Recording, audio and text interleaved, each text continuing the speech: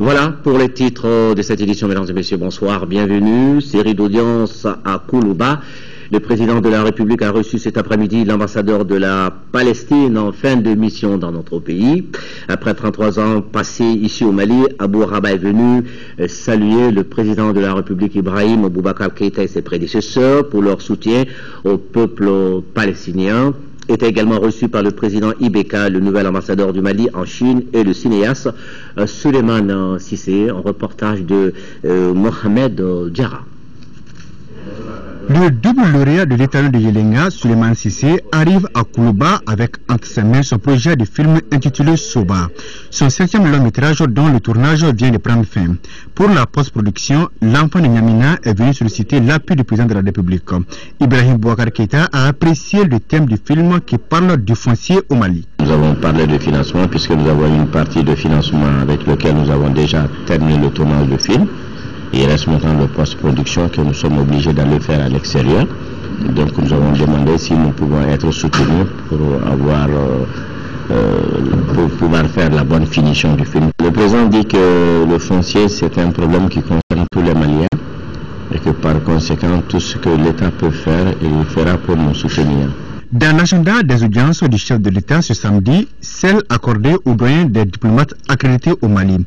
Il s'agit de l'ambassadeur de la Palestine au Mali, Abou Raba, en fin de mission. Après avoir passé plus de 3 décennies dans notre pays, ce grand ami du Mali a jugé nécessaire de venir remercier le président Ibeka et ses prédécesseurs pour le soutien que le pays a sans cesse apporté au peuple palestinien. Il est de mon devoir de venir auprès de monsieur le président de la République, son Excellence le frère Ibrahim Boubacar Keïta, pour le remercier de fond de cœur et de lui exprimer ma reconnaissance et ma gratitude pour son soutien et sa solidarité indéfectible à l'égard de la lutte commune du peuple palestinien. Soutien indéfectible de Mali, président, peuple, jeunes et vieux, à l'égard de la lutte commune notre peuple palestinien sans occupation. Et Abou Raba de souhaiter un avenir radieux pour le Mali. Quant au nouvel ambassadeur du Mali à Pékin, il est venu prendre conseil auprès du président de la République avant de prendre fonction. Il m'a donné les instructions fermes pour redynamiser la mission, organiser le personnel et redynamiser la mission pour protéger les intérêts de l'État malien et les intérêts des ressortissants maliens qui sont sous ma juridiction en Chine et dans les pays environnants. Des conseils qui devraient contribuer à redynamiser les relations entre Bamako et Pékin. Nous vous l'annoncions dans un flash spécial depuis hier soir. L'Assemblée nationale, siège de la Haute Cour de justice, vient d'être saisie par la lettre numéro 285 PG-CS du 18 décembre 2013 d'une dénonciation des faits susceptibles d'être retenus contre Amadou Toumani Touré, ancien président de la République. Nous écoutons Mahaman Babi, ministre de l'Emploi et de la Formation professionnelle. Il est le porte-parole du gouvernement. Il est au micro de Garibou Pérou. Le gouvernement du Mali informe l'opinion publique nationale et internationale que l'Assemblée nationale, siège de la Haute Cour de justice, vient d'être saisie par la lettre numéro 285 PGCS du 18 décembre 2013 d'une dénonciation des faits susceptibles d'être retenus contre Amadou Toumani Touré, ancien président de la République pour haute trahison. Les faits dénoncés concernent entre autres d'avoir, en sa qualité de président de la République du Mali, donc chef suprême des armées, en violation du serment prêté, faciliter la pénétration et l'installation de forces étrangères sur le territoire national, notamment en ne leur opposant aucune résistance, fait prévu et réprimé par l'article 33, alinéa 2 du Code pénal.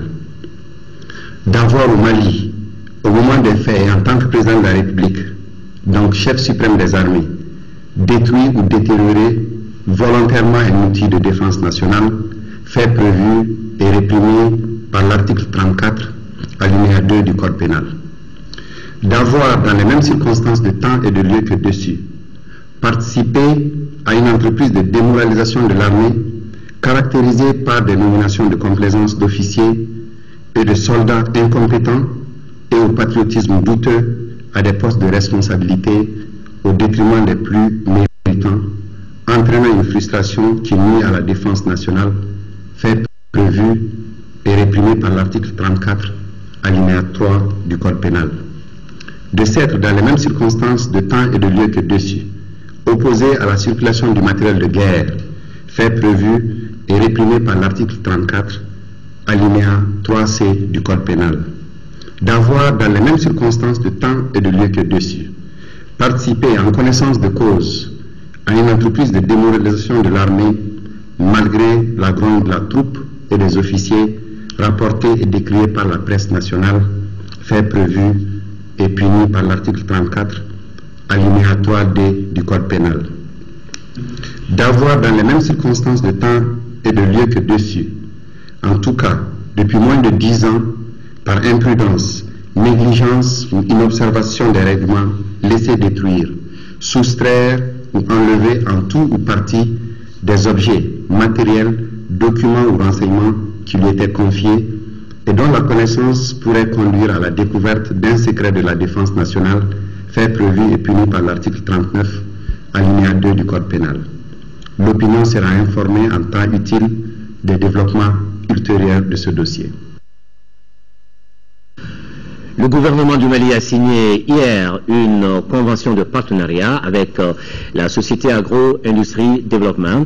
La convention en question est relative à l'exploitation du complexe forestier Yanfolila-Bougouni.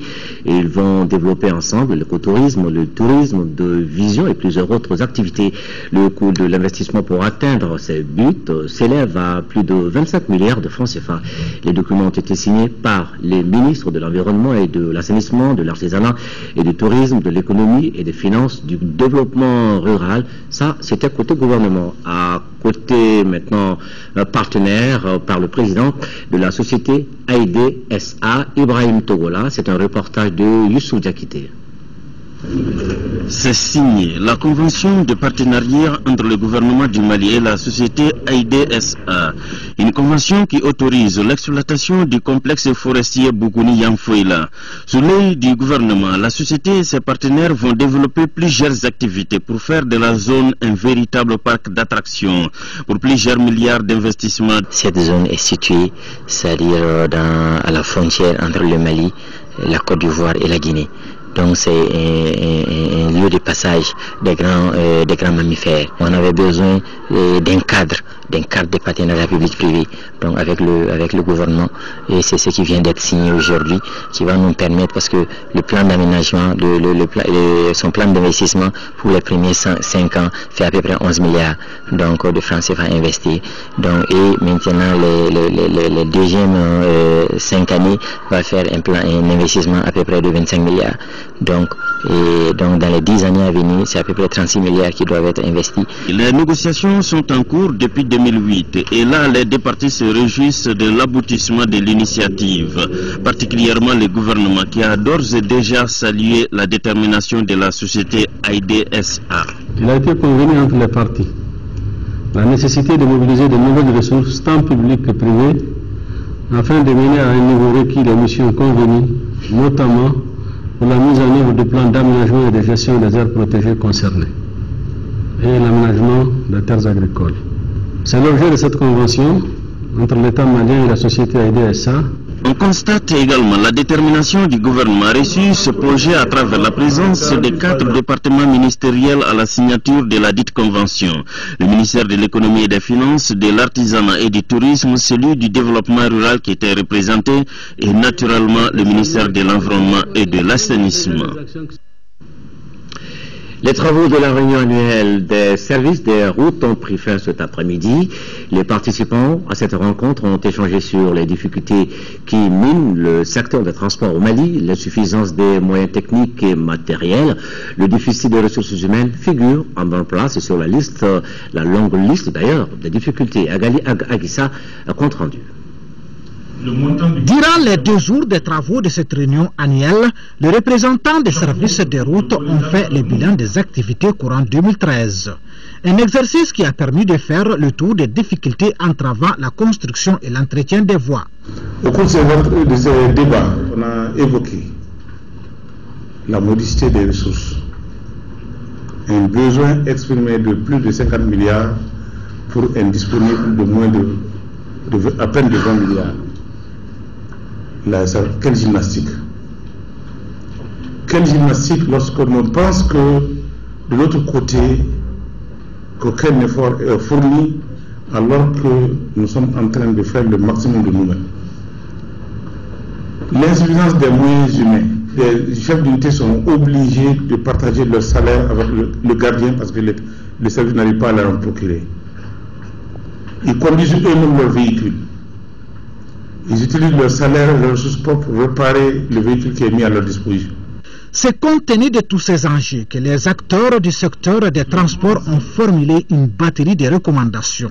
Des recommandations parmi lesquelles on peut citer l'élaboration d'un barème de prix de référence pour les travaux d'entretien, le renforcement des capacités des acteurs des secteurs publics et privés, le respect du calendrier semestriel d'exécution des travaux d'entretien courant, l'élaboration des textes relatifs à la détermination des emprises des routes et leur libération.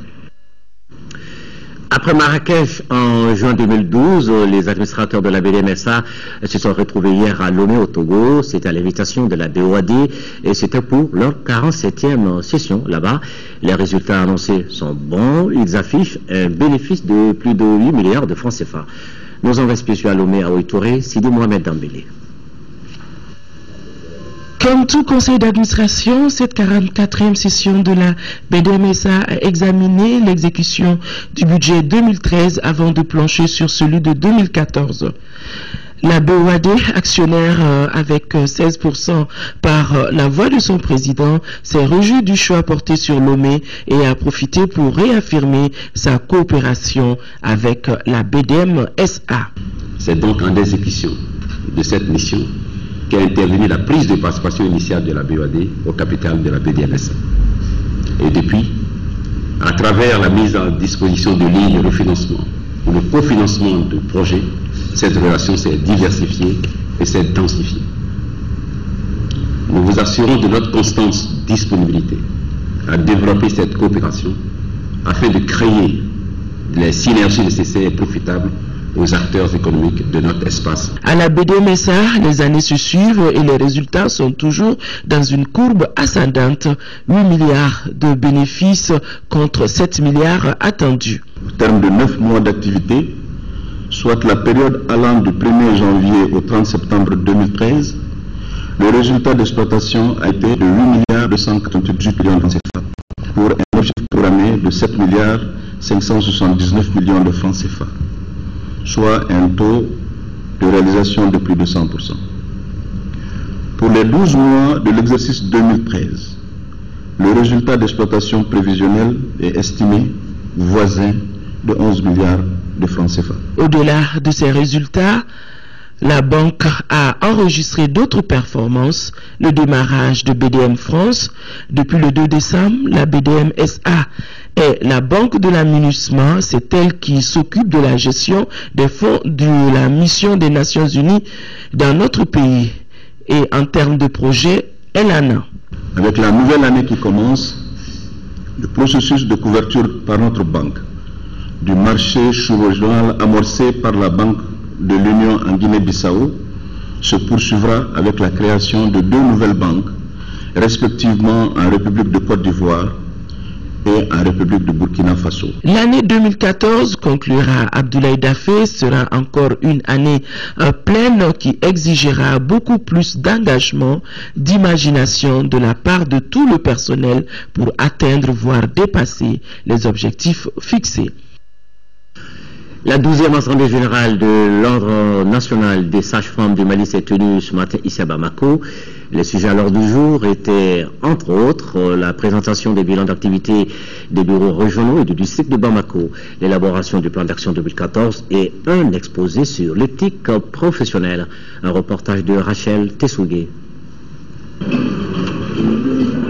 Cette assemblée est une occasion pour les sages-femmes d'affirmer qu'elles constituent une denrée rare au Mali. Une sage-femme pour 17 122 habitants contre une sage-femme pour 5 000 habitants selon les normes de l'Organisation mondiale de la santé. Ce qui ne milite pas en faveur de la réduction de la mortalité maternelle et néonatale. Pour inverser cette tendance actuelle de la mortalité maternelle et infantile, en vue de l'atteinte des OMD, il faut des prestataires compétents et suffisants, en particulier les sages-femmes. Une collaboration inter- et pluridisciplinaire et une collaboration sous-régionale et internationale. Impliquer les communautés dans la prise en charge de leur propre santé, l'éveil des consciences des sages-femmes à leur rôle, développer des actions de plaidoyer en faveur de la santé de la mère et de l'enfant. Au cours de cette session, il a également été question des infections liées aux soins et du dépistage du cancer du col de l'utérus. Les infections liées aux soins sont de plus en plus fréquentes dans nos établissements de santé du fait du manque d'hygiène. Quant au cancer du col de l'utérus, il est la première cause de cancer chez la femme au Mali, comme dans de nombreux pays. Il fait encore beaucoup de victimes parmi les femmes, faute de diagnostic précoce. L'Ordre des sages-femmes du Mali est l'organe qui veille au principe de moralité, de probité et de dévouement, indispensable à l'exercice de la profession sur toute l'étendue du territoire. Avis aux structures industrielles. Désormais, elles ne pourront plus rejeter dans la station d'épuration de la zone industrielle de Sotuba les eaux usées qui ne respecteront pas les normes de pré-traitement. Et si c'est là un avertissement ou une mise en garde, il émane du ministre de l'Environnement et de l'Assainissement. Ousmane Ag Rissa faisait cette annonce à l'ouverture cette semaine de la 7e session ordinaire du conseil d'administration de l'Agence nationale de gestion des stations d'épuration du Mali, ANGESEM. Le projet de budget 2014 de l'agence est de 1,290 milliard de francs CFA. C'est un reportage de Moïse Traoré.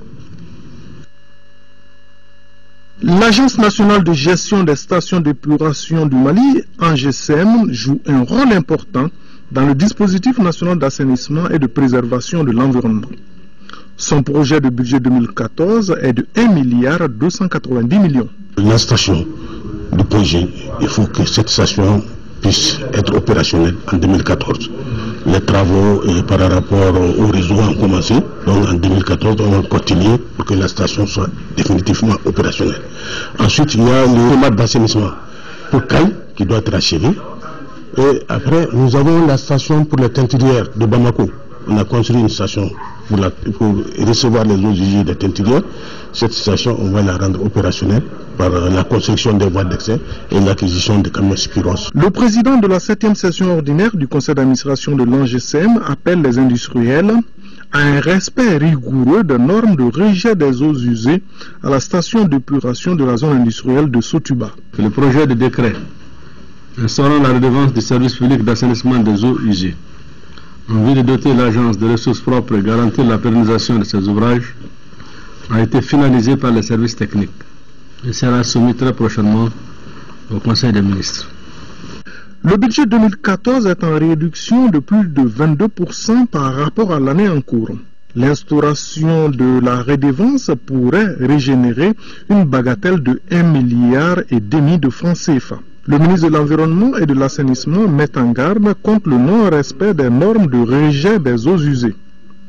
Attitude pouvant créer des désagréments tant sur les humains que sur les installations de la centrale électrique de Balengue. Le Hajj 2013 s'est achevé il y a 2 mois et l'heure est maintenant à la récompense des agences qui se sont distinguées par la bonne organisation du voyage mais également par la meilleure prise en charge des pèlerins à la Mecque. L'agence Kumba Voyage est dans le lot de celles qui ont été félicitées. Les autorités saoudiennes lui ont décerné une distinction, trophée qui a été présenté hier au ministre de l'Artisanat et du Tourisme. Un reportage de Fatoumata Kone. Ce trophée, c'est la récompense par les autorités saoudiennes du travail bien fait par l'agence Kuba, une agence qui a battu un record non des moindres avec 565 pèlerins en 2013.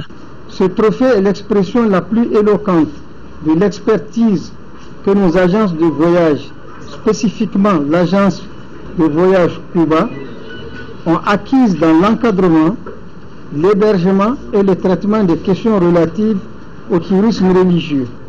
Le trophée attribué à Cuba Voyage vient s'adjoindre à beaucoup d'autres distinctions obtenues par les agences de voyage depuis que la filière privée a commencé à s'affirmer comme experte dans cette activité jonchée de difficultés, de suspense, d'interrogation, mais aussi de joie, de bonheur et du mérite reconnu. Bref, au dire de certains pèlerins du Hajj 2013, l'agence Cuba a assuré la bonne organisation. Lors de la présentation du trophée, le promoteur de l'agence Cuba a promis de s'impliquer davantage dans l'organisation du Hajj pour le bien-être de sa clientèle. Un exemple à suivre, journée d'information et de formation organisée par le Cercle de réflexion et d'information pour la consolidation de la démocratie au Mali, CRI 2002. La rencontre, c'était ce matin au Cercle de Kati avec comme centre d'intérêt le débat communal comme vecteur de dialogue de la compréhension mutuelle entre les populations dans la Sidiki Diarra. Trois thématiques pour ouvrir la réflexion et les débats autour de l'action publique.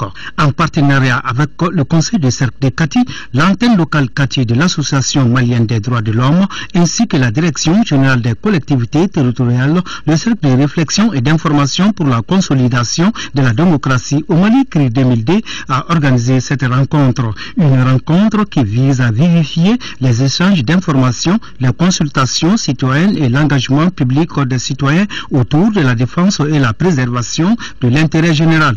Une soixantaine de lits locaux, des chefs traditionnels coutumiers et religieux, des jeunes et des femmes participent à la rencontre. La démocratie en elle-même, avant d'être universelle, elle est culturelle. Mais ce qui est universel, c'est la participation. Il n'y a pas de démocratie sans participation. Alors comment entretenir cette flamme-là? C'est pourquoi maintenant on parle de représentation utile. Une fois formés et mobilisés, ces élus locaux et chefs traditionnels pourront occuper les places qui sont les leurs dans le développement durable de leur collectivité territoriale. Il vous appartiendra donc de vous approprier au cours de cette journée d'information la quintessence des messages véhiculés à travers ces exposés, afin qu'en symbiose agissent citoyens, élus et société civile pour porter loin l'engagement public et promouvoir le développement durable. Le Cercle de Kati compte 38 collectivités territoriales, dont 36 communes rurales, une commune urbaine et la collectivité Cercle. Dans le cadre de son soutien aux efforts actuels du gouvernement pour l'exercice de la souveraineté pleine et entière du Mali sur toute l'étendue de son territoire, singulièrement dans l'ADRAR des IFOGAS, les associations et organisations membres de la coordination malienne des organisations démocratiques, COMODE, invitent leurs militants et sympathisants et l'ensemble des populations de Bamako, Kati, Koulikoro et environnants à participer à une marche demain dimanche, au 29 décembre 2013, point de rassemblement, place de la Liberté à partir de 8 heures précises. Point d'arrivée au monument de l'indépendance. Il s'agit du CENID Association, l'ADEMA Association, la JDP, la JLD, l'AMSUNEM, le COFEM, le CADEF, l'AGM, l'ADVR, l'ADID, l'ADJ, le CRS, l'OED, l'UACDD, les boucliers de la démocratie en collaboration avec les forces vives de la nation. Direct donc au nord du pays avec la visite dans la commune rurale de Gossi du commandant de la première région militaire. Les récents succès dans l'arrestation de l'ex-commissaire de terroristes sont à saluer et à encourager, selon le colonel Omar Diarra, qui a également attiré l'attention des uns et des autres sur l'importance de la collaboration entre militaires et civils. Un reportage de Daouda Zoumana Traoré. C'est après des succès enregistrés sur le terrain que le commandement de la première région militaire a initié cette visite. Une fois en Taki, dans la commune de Gossi, le colonel Omar Diarra a pris contact avec les chefs de faction dont les concours sont précieux pour la sécurisation des zones suspectes et le retour des réfugiés basés au Burkina Faso. Nous sommes rendus dans la localité de Ndaki pour échanger avec les chefs de faction par rapport aux problèmes de sécurité et de paix, notamment le retour des personnes déplacées, parce que la localité de Ndaki fait frontière avec le Burkina. Et je vous assure que nous avons su, le long du voyage, trouver vraiment au niveau de Gossi ici des hommes engagés, accompli pleinement la mission de sécurisation des personnes et des biens. Et du côté des populations, nous avons retrouvé les chefs de fraction et des populations vraiment disposées au retour de la paix et de la sécurité et du développement dans les localités. Certains de ces hommes ont déjà fait leurs preuves en mettant en place des systèmes de communication. Grâce à la communication, on a dégagé beaucoup de points importants. J'ai déposé même une demande au niveau du maire pour leur montrer qu'on a besoin de quelques relais de la communication, par exemple un relais en Deki, un relais à Al-Salam pour qu'on communique dans tous les groupes, des antennes les plus urgents. C'est les plans de sécurité. Ces moyens et ces plans mis en commun doivent permettre à la population de dénoncer sans crainte les personnes susceptibles de nuire à la quiétude. L'appel que je lance aux chefs de fraction et à la population de la commune de Gossi, que chaque fois qu'ils constatent un aspect ou bien un truc qu'ils ne comprennent pas, ils n'ont qu'à appeler nos forces de sécurité. La délégation militaire est retournée à sa base, satisfaite du comportement de la population, dont le seul souci est le retour de la paix. La Légion de gendarmerie de Kaye a un nouveau commandant, le lieutenant-colonel Oumar Younoussissi, qui a officiellement pris fonction ce matin.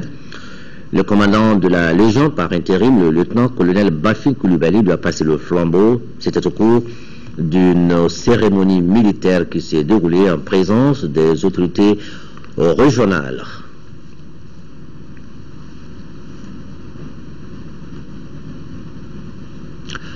En 4e région, l'office Risségou a tenu la session de son comité de suivi du 7e contrat-plan, ce qui correspond aux campagnes agricoles 2012-2013 et 2013-2014 de Ségou, correspondance de Fousseni Samaké. Au cours de cette session, les membres du comité de suivi du 7e contrat-plan tripartite État, officerie, Ségou, producteurs ont examiné l'état d'exécution de l'an 1 et l'an 2 du contrat-plan, discuté sur l'état d'exécution et fait les recommandations pour amélioration de la productivité agricole dans les zones de production de Dioro, Tamani et Farako couvertes par l'officerie Ségou. L'État, l'ORS et les partenaires ont réalisé entre autres les actions suivantes. L'aide humanitaire d'urgence en faveur des déplacés venus en nombre important dans la zone d'intervention de l'ORS, la poursuite de l'initiative RIR pour la 5e année consécutive, la distribution gratuite des semences de riz, de pommes de terre, de sésame et d'engrais. Cet engagement tripartite devrait permettre de résoudre les difficultés liées au déficit pluviométrique et hydraulique rencontré lors des 2 dernières campagnes agricoles. Au niveau de l'officerie, nous évoluons actuellement sur un contrat-plan de 3 ans. Donc l'exercice consiste à évaluer les différents engagements pour viser un certain nombre d'objectifs de développement en fonction des engagements. Qu'est-ce que tel ou tel partenaire a eu à faire? Quelles sont les défaillances? Si les travaux se poursuivent comme ils le sont actuellement, nous sommes sûrs et certains qu'il y aura vraiment une nette amélioration dans nos activités. L'officerie Ségou, créée en 1972, a pour mission le développement de l'agriculture dans sa zone d'intervention pour l'atteinte de l'autosuffisance alimentaire au Mali. Et nous restons à Ségou avec l'ouverture du forum des riziculteurs de la zone Office du Niger, un rendez-vous organisé par le syndicat des exploitants agricoles de l'Office du Niger, correspondance de Doussou Sangaré. Ce forum placé sous le signe de la paix est l'occasion pour les riziculteurs d'approfondir la réflexion afin de lever toutes les contraintes et garantir la souveraineté foncière et alimentaire. L'atteinte d'une sécurité alimentaire durable passe nécessairement par une augmentation de la production et de la productivité. C'est la relance des paysans sur la sécurité alimentaire et la gestion du foncier. Pour que ces paysans puissent revenir à des meilleurs sentiments, changer de comportement et de mentalité pour l'augmentation de la production et de la productivité. Selon les autorités, il convient de rappeler l'effort du gouvernement à soulager le producteur à travers la disponibilité de semences abordables. Si la productivité et la production sont essentielles pour la création de la valeur ajoutée, améliorant ainsi les conditions de vie des producteurs, il n'en demeure pas moins que ces activités agricoles doivent être menées dans un cadre de sécurité mettant à l'abri de la précarité les producteurs et leurs familles. L'organisation de ce forum permettra aux riziculteurs de faire une évaluation des actions entreprises. La cérémonie a pris fin par une présentation des appareils ultramodernes pour la culture et le décortissage du riz. Toujours à l'intérieur du pays, en 5e région, c'était cette semaine la 4e revue sectorielle conjointe du secteur agricole. Il y avait les représentants du développement rural des régions de Mopti, Tombouctou, Gao et Kidal. Et ensemble, ils ont fait le point sur la situation agricole en 2013. Correspondance Mahamar Ibrahim Touré. Cette 4e revue sectorielle, à travers les thèmes traités, permettra de diagnostiquer le rôle majeur que le secteur agricole doit jouer dans le développement socio-économique du pays. Cette revue secteur conjointe réunit tous les acteurs du développement rural pour avoir une lecture commune de ce qui se passe dans le développement rural et en fonction des problèmes identifiés, projeter sur les perspectives d'avenir. Qu'y a-t-il de plus légitime pour un pays à vocation agro-pastorale comme le nôtre que de chercher à moderniser son secteur agricole et que celui du rural afin de renforcer tous les atouts qui sont les siens pour répondre aux besoins de ses fils. Pour accélérer la modernisation et la transformation structurelle du secteur agricole à travers la promotion d'un type nouveau d'entrepreneur agricole, la vision sera portée sur la création d'agropoles de développement rural et périurbain. Cette vision s'est fixée comme but d'assurer un rôle catalyseur pour apporter les changements institutionnels, technologiques et d'orientation stratégique nécessaires au développement d'une agriculture moderne afin de garantir la sécurité alimentaire du pays. Les agropoles permettront d'augmenter la production agricole des régions de Gao, Tombouctou, Kidal et de Mopti, de développer une agro-industrie de pointe et créer des emplois. Retour dans la capitale, l'ONG Al Farouk qui voit au secours des enfants diminués de Bamako avec un don de 20 000 vêtements, un lot reparti entre les orphelins et les villages d'enfants. Le geste s'inscrit dans un vaste programme de distribution d'un million de vêtements aux enfants en situation difficile. Un reportage de Sokona Kamisoko. Il y a des gestes qui font le bonheur de toute une couche. Celui de l'ONG Al Farouk en est bien une illustration. Elle a remis 20 000 vêtements aux enfants démunis. Cette ONG respecte ainsi une tradition dont l'objectif est de venir en aide aux enfants en situation difficile. Pour accompagner nos enfants qui sont là, qui ont le besoin, les orphelins, tous les autres enfants dans toute l'entière du Mali, pour les accompagner avec le 20 000 vêtements qui vont être distribués dans tout le Mali. C'est une fierté pour nous et pour les ONG maliens, les bienfaiseurs du Mali qui sont tous là. Les actions humanitaires de l'ONG Al Farouk sont reconnues et appréciées par les autorités nationales. Autorités qui réitèrent une fois de plus leur soutien à Al Farouk dans le cadre de l'amélioration des conditions de vie des tout-petits. C'est la traduction d'un acte divin, d'un acte religieux. À chaque fois qu'on fait des gestes humanitaires, surtout envers l'enfance qui est la pureté de l'âme. Laisser les enfants choisir. Alors encore de l'enfant exclu comme les enfants albinos, de l'enfant orphelin, et qui sont des éléments plus que recommandés à craindre pour injustice dans les livres saints. Alors je crois que donc c'est une action salutaire. l'ONG Al Farouk est au Mali depuis une vingtaine d'années. Elle met en œuvre un programme de distribution de vêtements à 1 million d'enfants à travers le monde. Ce programme est une initiative du prince Mohamed Ibn Rachid. Akela, dans le Mali, une autre marque d'attention à l'endroit des enfants. Dans ce village, non loin de Bamako, c'est l'ONG Gaz Mali qui a organisé ce matin un forum, et c'était pour la défense des droits des enfants. Il s'agissait là, pour les initiateurs de la rencontre, de gagner l'adhésion des parents au respect des droits des enfants à travers surtout la sensibilisation et l'information. Ce forum est organisé de façon tournante dans le village. Youssou Diakité, notre envoyé spécial.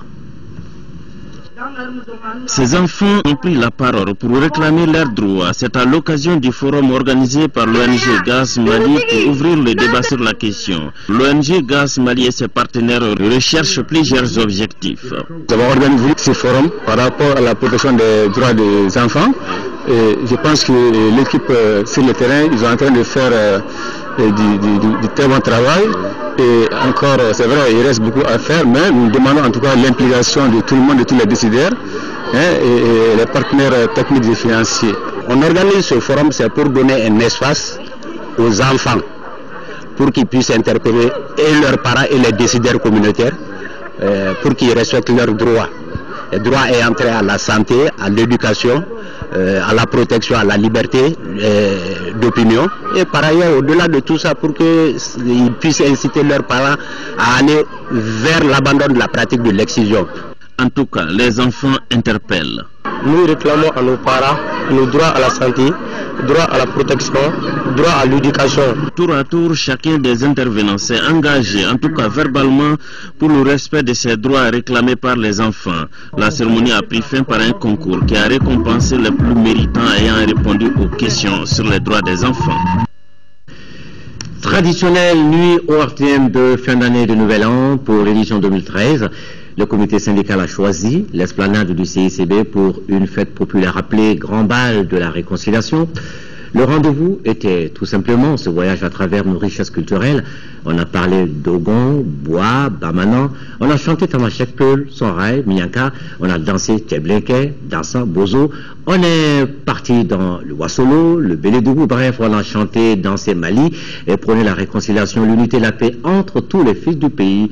On se fait plaisir encore avec ces séquences choisies par Moussa Tidjani Kanté. L'ORTM renoue avec la tradition en offrant son grand public sur l'esplanade du CICB une soirée traditionnelle de grande envergure sur le signe de la réconciliation. L'idée est venue par la suite de la crise au Mali. À défaut de pouvoir organiser un bis au ORTM, nous avons choisi de ne pas chômer. Donc, deux événements ont passé. La nuit de la solidarité, cette année, c'est la réconciliation nationale. Voici les raisons qui nous ont motivés à choisir la réconciliation, parce que nous ne pouvons pas organiser une mise. La nuit de la réconciliation était l'occasion pour l'ensemble des Maliens, dans leur diversité culturelle, de se retrouver sur la scène avec leur savoir-faire et leur savoir-être pour marquer le désir de vivre ensemble à travers des défilés de costumes traditionnels, savoir local, danse et musique du terroir, les modes de vie. Le Mali, dans toute sa grande diversité de son patrimoine, sa diversité culinaire, linguistique, artisanale, artistique, était là. Comme pour dire, ensemble, nous pouvons bâtir un État fort. Je suis habillée en soirée. C'est une bonne initiative déjà avec le mélange des ethnies, donc ça collabore très important. Je porte les vêtements d'Owo et des colliers en arachide. Je suis habillée en reine. Soninké, c'est la première fois que je le fais et puis ça a été un grand plaisir pour moi de le faire. Était présent le ministre de la Communication et des Nouvelles Technologies de l'Information, celui de l'administration territoriale, le ministre de la Justice, garde des Sceaux. Comment retenir ces émotions face à ce tapis multicolore berceau des empires? Instituées depuis plus d'un quart de siècle, les nuits ORTM sont aujourd'hui une institution dans notre espace télévisuel, offrant à chaque fin d'année aux invités et aux téléspectateurs une nuit de rêve pour démarrer la nouvelle année dans la joie, la gaieté et la paix. Placée sous le signe de la solidarité l'année dernière, la soirée ORTM de cette année a pour thème celui de la réconciliation nationale. La triste histoire récente de notre pays, dont nous sommes les contemporains, nous impose de relever ce défi à tout prix pour préserver nos traditions et valeurs culturelles multiséculaires, de brassage, de vivre ensemble en toutes les composantes de notre nation. Le Mali renoue avec sa culture, avec le vivre ensemble. Nous avons vu une kyrielle de représentation culturelle qui nous permet de dire que franchement le Mali est un pays riche dans sa diversité, coloré dans sa musique et sa présence, et avec une sorte d'abondance, j'allais dire, de charme. Seule la culture nous permet de vivre ensemble dans le respect et la compréhension mutuelle dans une société réconciliée. Voilà, le grand bal, c'était vraiment la grande fête pour la vraie réconciliation. Un petit pas entre la culture et le sport. Alors, on va allègrement franchir ce petit pas, le sport, football. Hier, à clôture de la 5e journée du championnat national de Ligue 1, l'ISFAS et la Somme se sont neutralisés 0 partout dans le match phare très attendu sur la pelouse. Comme dans les gradins, le COB a battu le Stade malien de Bamako 1-0. Le résumé de ces deux rencontres, c'est avec Siragatou Sissé. Hasard de calendrier, ce choc au sommet de la 5e journée du championnat national de Ligue 1, COB Stade malien de Bamako, était le même au programme lors de la saison écoulée. Si les Blancs avaient gagné en aller-retour, cette saison en revanche, le premier choc est remporté par les Verts du COB 1-0. Le but est l'œuvre de Mamadi Diané à la 41e minute sur un mauvais placement de la défense terrestre. C'est le premier but encaissé par le Stade malien en Ligue 1. C'est aussi la première défaite du champion sortant. Dans cette affiche, 8 cartons jaunes et un rouge ont été distribués par l'arbitre central Ousmane Sidibé. 4 de chaque côté, plus un rouge au défenseur du Stade malien Souleymane Konati. La fin du match s'est terminée en bagarre généralisée entre les joueurs du COB et ceux du Stade malien de Bamako. Où est passé le fair play avant le coup d'envoi? On a pourtant vu des acteurs se serrer la main, faire des accolades et échanger des tapes amicales. L'autre point noir de la soirée, c'est l'agression physique du légendaire supporter du COB, Mokhtar Niambele dit Sani Abacha. Il est admis d'urgence à l'hôpital. L'antre du stade Modibo Keïta devient de plus en plus invivable par la faute des supporters mal intentionnés. Le second duel entre l'ISFAS et la Somme ici en orange s'est soldé par le score de 0-0 devant un maigre public. Ces deux équipes confinées au milieu du tableau totalisent chacune 8 points. Bien dommage pour le sport. Les travaux du Conseil national extraordinaire de la FEMA Box se sont tenus hier à Ségou avec comme ordre du jour la relecture des textes. Et ces travaux auxquels ont pris part 7 de 9 ligues du pays précèdent les compétitions du championnat qui désignent les champions de la saison 2013. Notre envoyé spécial à Ségou, Amara Mali Diallo. À ces travaux du Conseil national de la Fédération malienne de boxe ici à Ségou, à l'exception de Kidal et Koulikoro, toutes les ligues du pays sont présentes, en plus, tout naturellement, des têtes pensantes du bureau fédéral. Il s'agit de la relecture des textes, c'est-à-dire des textes pour que le bureau fédéral puisse fonctionner correctement. Je souhaite qu'il y ait un débat franc, fructueux. Sans coopération, il est difficile de développer la boxe telle que nous le souhaitons. Donc désormais, cette coopération va permettre de porter sur la boxe professionnelle. Si l'ordre du jour était essentiellement axé sur la relecture des textes de base, ce fut une relecture qui aura visiblement été prise très au sérieux en référence aux interventions des délégués présents dans la salle du lycée Cabral. Et puisque le championnat national était également au programme, l'après-midi, tout le monde s'est transporté au stade municipal où fut installé le ring. Et là, agréable surprise, on constate parmi l'assistance la présence du président de la Fédération ivoirienne de boxe, Wayebi Adebayo, ancien artiste musicien, auteur de la célèbre chanson Erreur de Gawa, ancien professionnel, invité spécial. La boxe connaît une léthargie générale au niveau de notre sous-région, donc il y a lieu de la faire réémerger. Donc au niveau de la Côte d'Ivoire, nous avons parlé de la renaissance de la boxe. Nous avons l'obligation de donner à la boxe ce que nous avons exigé d'elle quand nous on était boxeurs. Avant le premier coup de gong, le bureau fédéral procède à la remise d'équipements aux ligues. Équipements offerts, on s'en souvient, par le directeur général des douanes et place au discours des officiels. Nous sommes là pour une fête, pour une compétition, pour encourager les jeunes, pour que nous puissions avoir des jeunes compétitifs qui pourront représenter la couleur de notre drapeau national. Sur le ring, après les 2 combats d'exhibition, 5 autres sur les mouches de 52 kg, les super légers de 64 kg et les welter de 69 kg verront successivement Drissa Diabaté de Sikasso, Moussa Sogodogo de Bamako et Lassine Traoré de Sikasso être sacrés champions du Mali 2013. Youssouf Kamara de Caille et Saleh Adjara de Bamako ayant été disqualifiés pour cumul de fautes. La deuxième et dernière journée prend fin ce samedi. Avant de boucler cette édition, nous vous présentons cette nouvelle publication et que vous avez désormais dans les kiosques. Ça s'appelle La Caravane. C'est un hebdomadaire d'information générale. Voilà, La Caravane. que vous avez désormais chez votre vendeur de journaux. C'est la fin de cette édition. Prochain rendu avec l'info sur notre chaîne, c'est demain 13h avec Kadidiatou Kone. Mais avant, dans Actu Hebdo, à partir de midi, nous recevrons deux invités sur notre plateau. Monsieur Ibrahim Togola, président de la société Agro-Industrie Development, AIDSA, qui vient justement de signer une convention de 25 milliards de francs CFA avec le Mali pour l'exploitation du complexe forestier Yamfolila Bougouni. Nous en parlons justement dans cette édition. L'autre invité de Actu Hebdo demain, c'est monsieur Amadou Malé, directeur national des routes, la réunion annuelle des services des routes qui s'est achevée aujourd'hui. Et nous en parlions également dans cette édition. Deux invités, deux sujets. Actu Hebdo, c'est demain à partir de midi. Merci. Excellent week-end.